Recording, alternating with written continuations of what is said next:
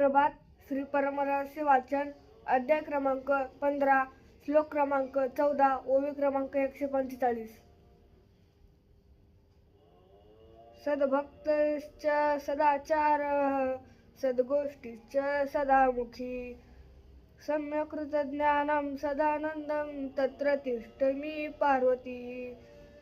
सद्भक्त सदाचार्य सती सद्गोष्ठी सदा वदती सदा शुचित्वे वर्तिती तेथे मी तिष्ठे सदा काळ। सम्यक ज्ञान सदा आनंद सदा शांत सद्बोध त्याचे हृदय शिवानंद सदा क्रीडत असे।